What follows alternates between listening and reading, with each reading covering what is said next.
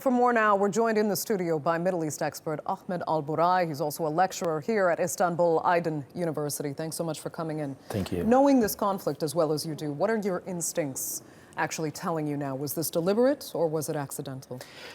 Yesterday, I was reading a report for the French foreign minister, and he was speaking about the Syrian regime is taking an advantage of the political uncertainty in the White House and the transitional period of the outgoing president and the incoming Donald Trump.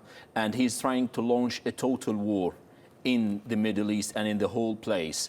And I believe that this could be, if it is proven and confirmed that the Assad regime deliberately attacked the Turkish army. In this case, the man is doing this deliberately, and I believe that this will be with serious consequences and ramifications in the near future. What kind of serious consequences?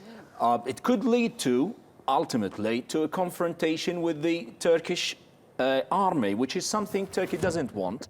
Turkey is bluntly supporting the Free Syrian Army, and they believe that we should push Daesh from the one hand and the other Kurdish militias away to cleanse the whole area. But they are not interested in a direct confrontation with Assad. But if the things are imposed, I believe this will be inevitable, and the confrontation is coming. And where will this leave the other major powers involved in this proxy war, mainly Russia and Iran? And that's the crucial point. For Turkey, it's not interested by any means to have a real direct confrontation with these international powers. But the point, the Assad regime is putting them on the corner. I don't believe that this is something that Russia is interested in either, or Iran as well. So the point is they should practice more pressure on Assad to rein in, to curb his excessive power in Aleppo. You know what the French, just I mentioned the French report speaking about it. The French minister, he said that the international community should not avert its gaze from what's going on in Syria. Can you imagine that the international community, the French are saying this, Kerry was saying that.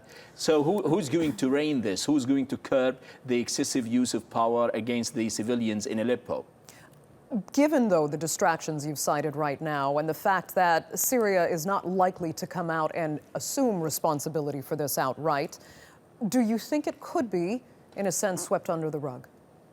It could be. This is another scenario. Nobody knows for certain that what happened, because here in Turkey, in the dawn, the media were speaking about that this is the source of fire was Daesh, ISIL. Then it turns to be so far it's not confirmed. Nobody knows who's done it. But in case this happens, it will. This is the second or the third time the Turkish army has been losing soldiers on the Syrian land. Okay, Ahmed al Burai, we're going to have to leave it there. Thanks so much for joining us, as always.